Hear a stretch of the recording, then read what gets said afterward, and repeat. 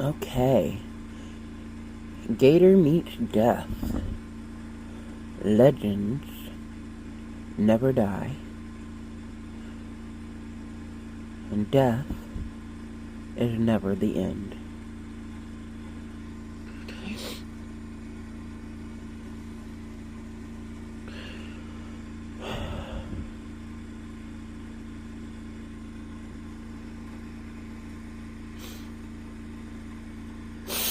Okay, let's see. As the release of Gator Meets Death approaches, we want to thank each of you for your support and excitement. Gator's journey is an eye-opener and a heart devastator. Writing Gator Meets Death and the publishing process has been an emotional roller coaster ride. Feelings I didn't even know I had anymore came surfacing. The publishing journey left me ready to fight the publishing companies, the readers, and take on every viewer in his honor and memory. The energy from the book is infused with Gator's life force energy, and the intense energy of his death definitely carries over in every way, from redundancy to the chaotic spelling and grammar, and imprints his tragic ending from every perfection to every error. The story of Gator's journey has pushed me to explore my own emotions, faith, and creativity. Every word written in this book is a piece of my soul, just like Gator's heart is a piece of my journey. And as the final goodbye closes in, it's not a urn that carries his ashes and sits on a shelf for one person that captures and treasures the memory of him. Instead, it's an energy, experience, the memory of a journey that gets to be shared with the world. When something was important, Jesus himself would say those somethings that was important 3 or more times. Sometimes when you Google something, you have to word it 3 different ways, and you get a different search result each time. Sometimes just by changing one word, you get a completely different result. Likewise, when something was important, I will repeat it 3 times or more like Jesus. Like Google, I will word it slightly different each time. Not always, but a lot of times, most of the time. And I do this because, like Google, doesn't always understand. Sometimes people don't understand the message, even when it's clear to 90% of people. There's always 10% of the population that needs it worded differently. So no, I don't like my books changed, even though the war against Gator may continue with opinions about proper etiquette, and that there shouldn't be something said over and over again, or the war against Gator continues through people claiming and accusing my writings of being redundant. The more you say it, the more it'll stick. The easier it is to remember. It makes a strong impact because you think, she already said that. That means it's working. You noticed that I already said that. And by you saying that I already said that in your mind or out loud, that's like putting a string around your finger so you don't forget something you're supposed to remember that day. That proves it stood out more than the other words. And if it gets confusing, good. That's the plan too. Because when something's confusing, it makes you slow down, pay more attention to it, ponder it. You spend time with it, time in that energy. You do the same with incorrect spelling, so I spell incorrectly. And as the publishing teams, not to correct spelling. So I spell incorrectly and ask the publishing teams not to correct my spelling. Sit with the bad spelling. Sit with the bad spelling.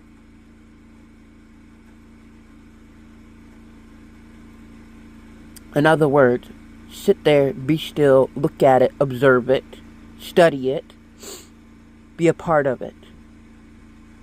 You can choose to be negative or you can choose to be positive. But either way, be with it. That's an experience, energetically. It becomes even more significant. You're not just pushing through, like a car ride in the desert. You're not on autopilot, just skim reading it. You have to stop. You choose to stop. Your brain tells you to stop. Like a pull-off on the side of the mountain when you see something that catches your eye and you have to stop and enjoy the view. You take the scenery in. You notice it more.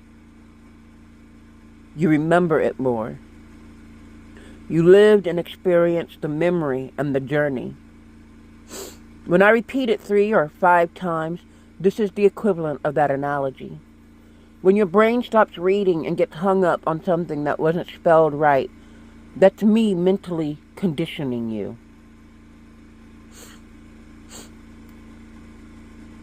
It makes a stronger, deeper, energetic impact. Saying it 3 times makes you read it 3 times.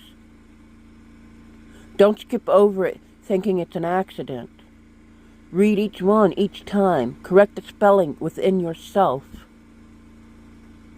Because that's going to make you remember it more.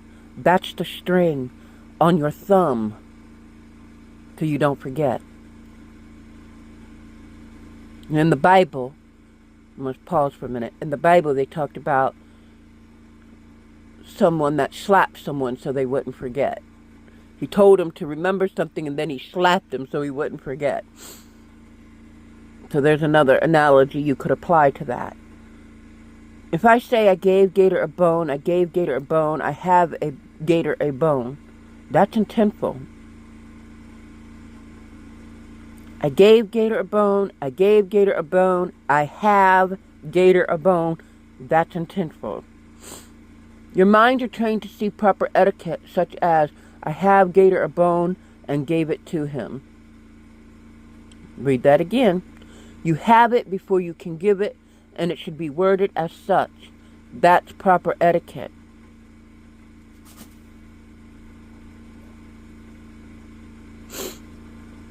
Okay? I want to pause there because these are the promotions that I'm running.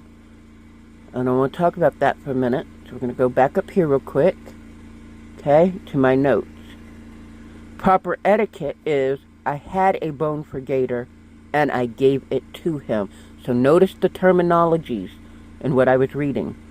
Notice how I claim something is proper etiquette and the promotion that isn't. That's intentful. It's all intentful.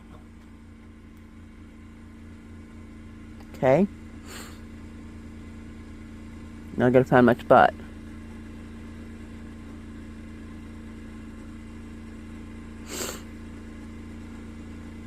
If I say, I gave Gator a bone, I gave Gator a bone, I have Gator a bone.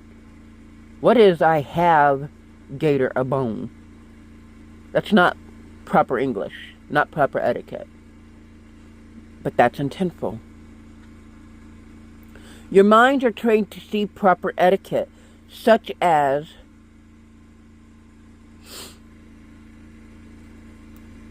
I have Gator a bone and gave it to him.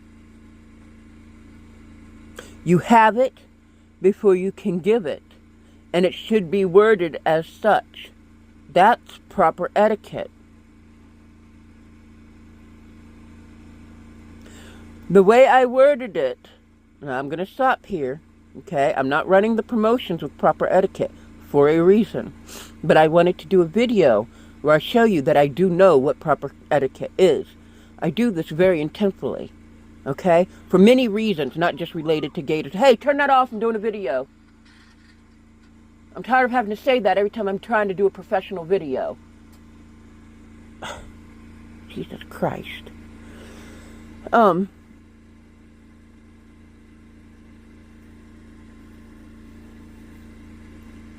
Your minds are trained to see proper etiquette such as, I have Gator a bone. That would be such as, I have a bone for Gator, and I will give it to him, okay? That would be proper etiquette, okay? Or I had a bone for Gator, and I gave it to him. That would be proper etiquette, okay? I did this intentionally, okay? And I do all my writings this way. It's not a mistake. It's spiritual. It's universal. You have it before you can give it, and it should be worded as such. That's proper etiquette. Now, what looks like it is not proper etiquette actually is proper etiquette and proper English for what I'm describing and the message I'm trying to deliver if you are spiritual enough to dive deep enough, study it, and understand the coded message that is being delivered. You have it before you can give it, and it should be worded as such. That's proper etiquette. So symbolically and spiritually, it actually all is proper etiquette. May not be proper English or proper literacy, but it is proper etiquette. The way I worded it makes you slow down, makes you take notes. Your brain wasn't ready for that. It takes you a moment to process and think it through. She said she gave it twice, and then she said she had him a bone. It's backwards. She gave, it's all mixed up. She gave it to him before she told us she even had it. How do you give him a bone if you don't have it? You got to have it before you can give it. Slow down. Live the memory with me. I'm training you how to train your dog without you realizing it. Training you how to train others to train their dog. Autopilot minds do not work for training animals or people. Your brain is so smart, and they have been feeding it like a robot, giving it information since you were in elementary school. So after a while, that information is in your brain like second nature, and your brain just takes over. It leads without you even having to put any energy behind it, thought behind it, thinking about it. Okay? It just leads like a dog that tries to run off in front of you, but he's supposed to be healing. Okay? Sitting in that energy a little bit. But America and the world has gotten themselves in a big hurry. They're speeding through everything. They speed on the highway. They don't even realize they're doing it anymore. It's like a drug. Speed has become a drug. The autopilot mind is like a drug. Y'all don't even realize you're doing it. And the brain is so smart, you could change you could leave the first and the last letter in every word the same and scramble each of the words in there, and your brain would still be able to read it. If you didn't try and didn't overthink it and just read, you would still be able to read it. They've done studies on this. That's what they've done to your brain. You have been brainwashed since you were little to have no mind of your own, no original thought, no authenticity. You are a robot pushing through the literature, and we won the war against the English. We should not be slaves to this. Language is an art. Writing is abstract art. Its own form of abstract art.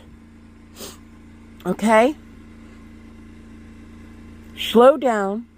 Live the memory with me. I'm training you how to train your dog without you realizing it.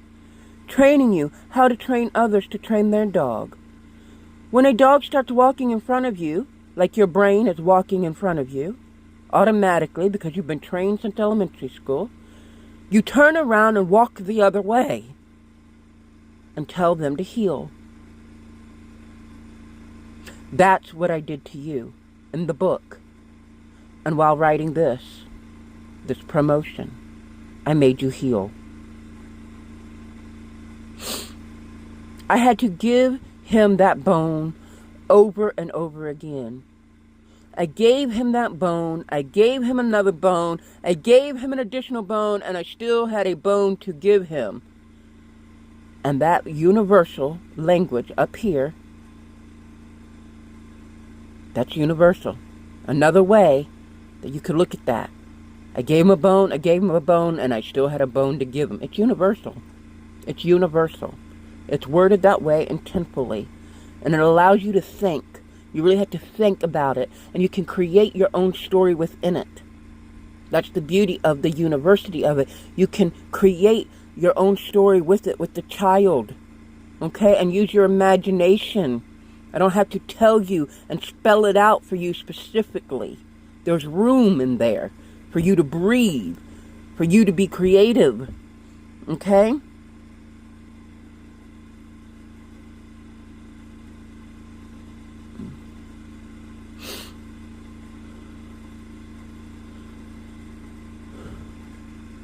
That's training.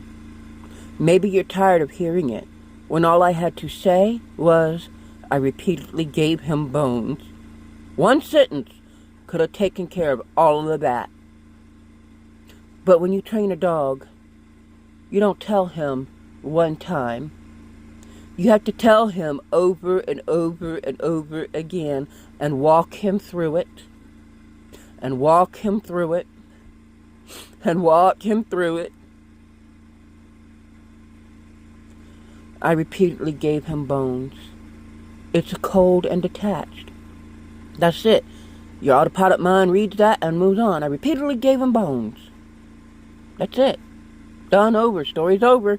Not much of a story there. You're not going to get many pages with one sentence like that. I don't want you cold and detached.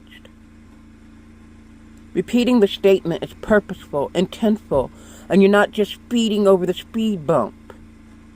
I'm training your subconscious. Reading it cold and detached, that's the equivalent of not a stop sign. It's the equivalent of a yellow light. Saying I repeatedly gave him bones is the equivalent of the yield sign. It's the equivalent of a speed bump. It's the equivalent of a yellow light. But repeating it over and over, where you have to read it again and again, emphasizing it with expressions and repeated statements, is the walking you through it, is the slow down to go over the speed bump, stop at the red light, watch the traffic, study the lights until they turn green, observe, and then take it all in. It's an experience. You don't just get to drive through the yellow light. You have to stop at the light. I may be breaking all the literacy and traditional publishing rules, but nothing I do is coincidence. If I didn't do it intentionally, my future self used me to do it, and it was done with intelligence and integrity. And even if it wasn't my future self, even if it was done subconsciously, even if I'm smarter than I can even explain myself, even if I had to learn to trust what I do and how I do it, even if it breaks the rules, even if it doesn't fit in society's boxes, even if it doesn't make sense in the moment, even if the war against Gator continues, I trust that I always know what to do with strong spiritual wisdom and inner knowing, and that everything I do is for a perfectly good reason. Stay tuned for the official release. How does the war against Gator continue when it's my writing? Because I am Gator. Gator's one with my spirit. We're soulmates. I'm speaking on Gator's behalf right now. Gator spirit represents me. The law of one. We're all one. One love. Okay?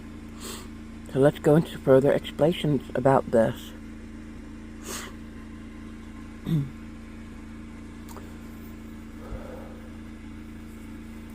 So, for years, and I mean like 20 or more years, I've been writing like this. Okay? I write like this because when I first started writing, I was writing stories on Facebook. This is a long time ago, when phones weren't that good and neither was internet service. And we'd be going down the road to work, and I'd be losing connection for long periods in between writing, and we were always on the go. And trying to edit those posts, service was too slow to edit, and it wouldn't let me edit. And so I had better luck just posting again and again and again and again, and it would go through faster than trying to, while it was spinning, trying to accept me to do the edit. So it didn't have to spin as much for that, and then didn't have to spin again for me to enter the edit, which sometimes it wouldn't do, and then I'd lose everything that I wrote going down the road. So it started with that. And then what happened was, through the years, I was writing things where the pictures had to go with it, and links. I'd have to put a link with something. So it would be like the statement with the link, the statement with the picture, the statement with the link, the statement with the picture. And because I was doing educational things and leaving pictures with it so people could understand what I was talking about. Kind of like you do in a book, right? So that continued. So then technology starts getting better, so I no longer had the reason to do it for better service and connection so I wouldn't lose what I was writing, but then I was doing it because I was doing those educational posts. Well, then I started writing my books on Facebook because I didn't have a computer. And I was writing my books and my rough manuscripts on Facebook. So, you have your page, and then in the same way you would send a PDF file off to the publishing company for them to accept and approve your manuscript, Facebook's thread became like my PDF file. So that was like my manuscript, okay? It works the same way. So I was having to do pictures and individual posts for that. So anyways, I've been doing it so long that now my autopilot mind's on it. And I don't want to change it because I still have use for it. I'm still using it to do books. I'm still creating educational posts the same way, putting links, sharing pictures and details. So it's how you write a book anyways. So I just continue to write like this. So a lot of people, have made fun of me through the years and said I was talking to myself. Childish, how arrogant and petty and childish people can be. And they show their true colors. So anyways, I thought I would explain that. The shift of past tense and present tense in the same sentence. So if you go back to that, I'm not going to go back, but where I was talking about, for the example that I was giving, I gave Gator a bone, I gave Gator a bone, I have Gator a bone. There's a shift of past tense and present tense in the same sentence. It is an energy you can feel that deeply connects to and is rooted in PTSD symbolically and metaphorically, and spiritually, and emotionally. It's all energy, okay? All that, physical, metaphors, all those things are energy. It's all energy. The effects of PTSD, experiences of PTSD, last long into the future with unrelated events. So that situation with Gator and the bone, it's an unrelated event.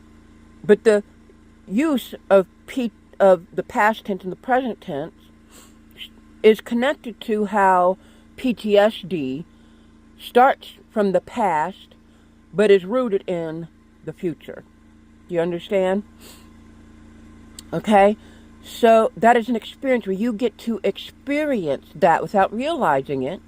You've got to experience what having PTSD is like. Okay? This promotion has nothing to do with the event that caused the PTSD or re-triggered existing PTSD in Gator, for example. Okay? This promotion has nothing to do with that situation. But PTSD shows up in situations that has nothing to do with it.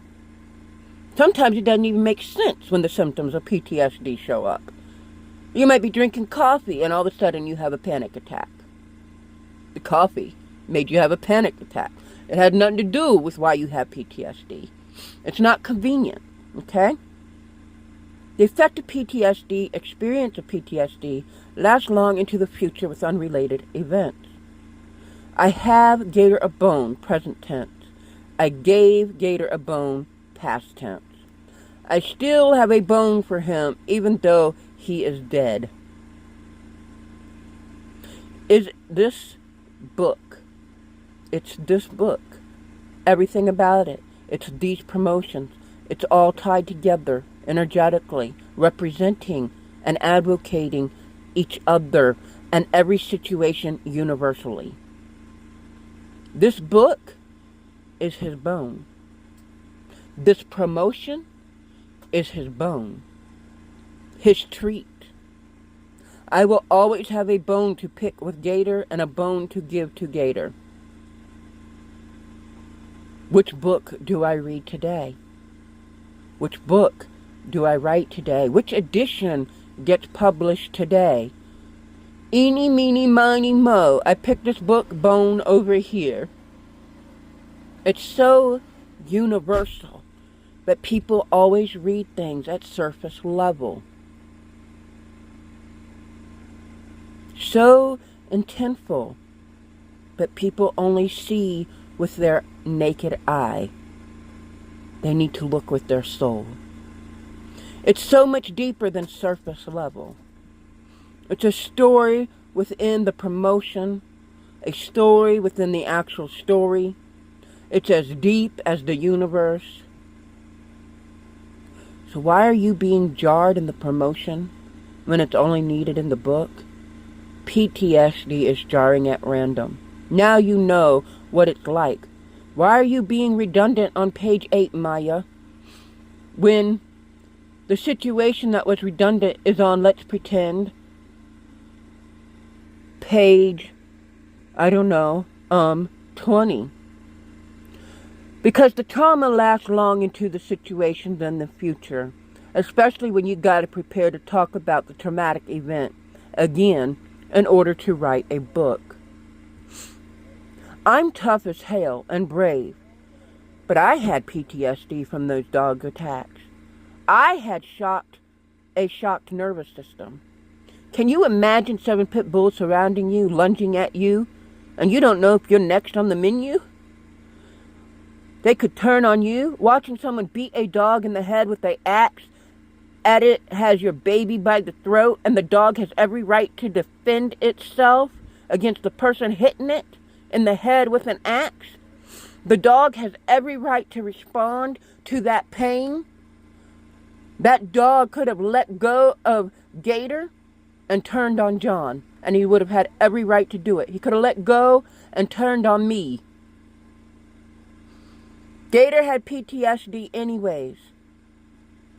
And the other dog that was with that dog could have turned on me. They could have both come after both of us because we were hitting them in the head with that axe and being aggressive and hostile and a threat to those dogs. That's a scary situation. That definitely traumatized me. Couldn't even crack the dog's head with a freshly sharpened forestry axe. The symptoms of PTSD don't make sense and don't happen at convenient times. So neither do you get to experience being jarred or having redundancy at convenient times in the book and or only in the book. You get it in the promotions too. The publishing company felt that I needed to explain what I just explained to you in the books. That it was missing information to reach the audience. But if I spelled it out for you in the book, I haven't taught you anything. I can't do your homework for you. I can't solve the math problems for you. So you're going to experience this book one way when you buy it. And then at some point you're going to hear about this. And it's going to be a whole new experience for you. Which means the book is never going to get old. You're never going to get tired of reading it. And you're going to learn and remember it. When that was going on with Gator, we didn't have time to think about explaining it. I didn't have time to think, John, let's let's make a plan and talk about how we're going to get this dog off Gator. You don't have time to think. You don't have time to plan. You don't have time to be sane and to get your head together. You react. You flow. You're in the moment. And it may not make sense, and it may not be right, and you may not be the type of people that would ever try to hurt a dog, but you find yourself beating a dog in the head with an axe.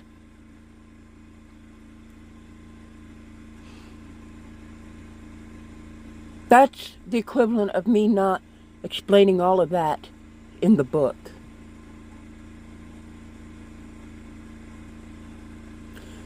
If you're really reading the book the way I want the book to be read and the way Gator would want the book to be read, you'll feel and imagine all of that because you'll be putting yourself in that situation without me having to spell it out for you every step along the way.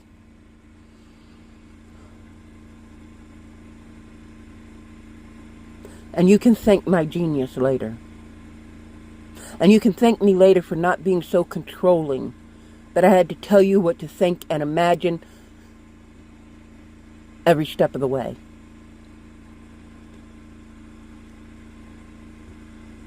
I gave you room to use your own imagination, to take control, and to lead the situation with your own beliefs, thoughts, and opinions. You're welcome. Because how could anyone want more or less from a book? All my books are written this way, to be deeply universal. Proper etiquette isn't everything, and it doesn't make you smart, and it's why you can do it without it. It's what you can do without it that makes you a genius. Sorry, I got a little distracted. I thought about something else I wanted to say. It's what you can do without it that makes you a genius. And I won't be going through and explaining this for my other books. I won't walk you through it in a video like I'm doing with this book and these promotions.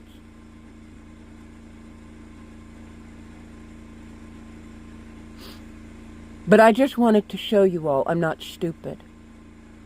And I wanted to give you a little guidance, at least with one book, to help you study, feel, and live through the other books and my other content.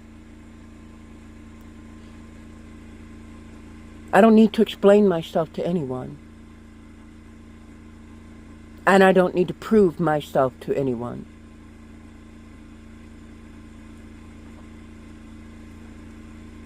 And each of the books is written with fiction and non-fiction details. They're all based on a true story, but that doesn't mean it's 100% true or that it's in 100% the correct true order.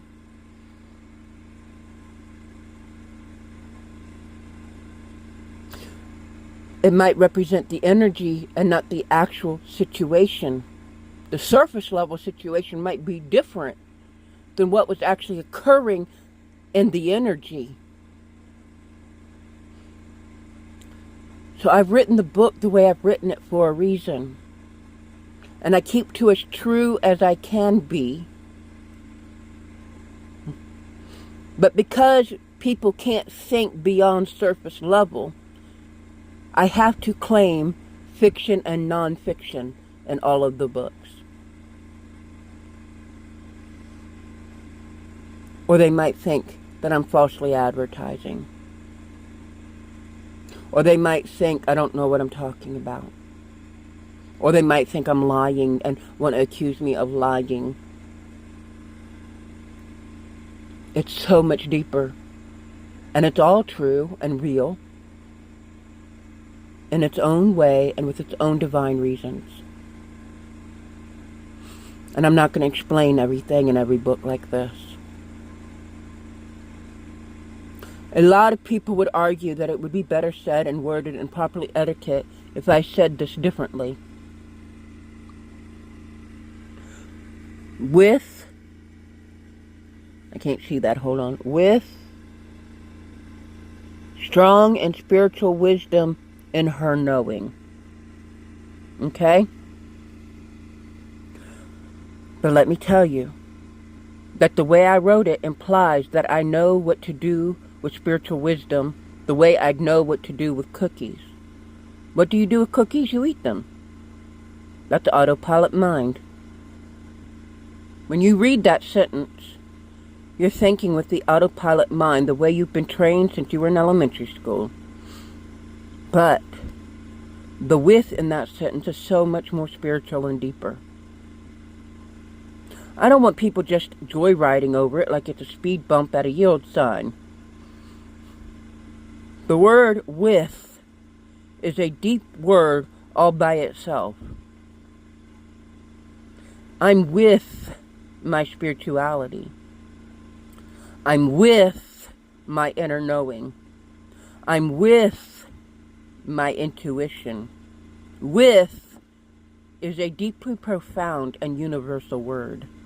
It may be because I have a spiritual wisdom, and maybe people would like me to say, because I have spiritual wisdom and inner knowing. And they would see that as proper literacy and proper etiquette. But with is a deeply profound and universal word. And it may be because I have spiritual wisdom. It may be because I have inner knowing. But the word because doesn't deliver the impact of the message or the depth that I'm trying to deliver. Saying because I have those things might be proper etiquette, but fuck proper when proper is weak. That sentence is the equivalent of using one word to finish a sentence while it starts another. Like, for example, I love you, you love me. It's abstract art in the form of writing. I love you, you love me. That's what I was doing. Okay? I trust that I always know what to do with strong, spiritual wisdom and inner knowing. I always know what to do with it, like what you do when you eat cookies. But I'm with strong, spiritual knowing and inner wisdom. With. And the way I worded that sentence made the entire sentence universal. Just like, I love you, love me. That can be taken as, I love you, so love me. Or I love you and you love me. And because you and with love me,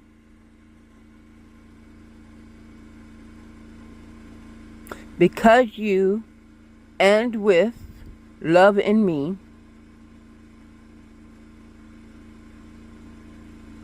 the love in you is with the love in me. Because you, slow down and read that, you and with love in me. Do you get that? Do you feel that? Because you are with love in me, we are one. I am love. Love is what I am. You are one with me. We are one. Law of one. You can Google the law of one. It's one of my spiritual beliefs and practices. Because you makes you an individual, and with is its own spirit. Love is its own spirit.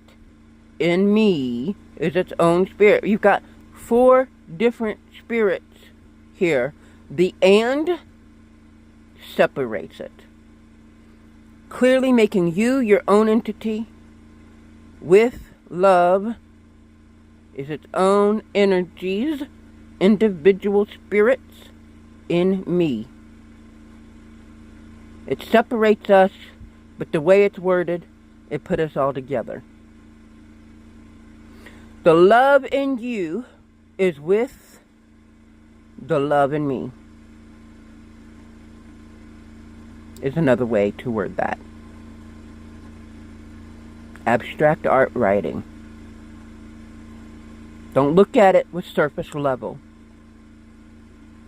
The comma before it is because I pause. I don't speed through it. I yield and prepare to go deep with that word, energetically. Okay? I'm not big on using proper punctuation, but sometimes I don't even use it at all, but if I do, it's usually about a feeling. It's not anything to do with proper grammar. It's not where the comma actually belongs most of the time. It has something to do with the message I'm trying to deliver.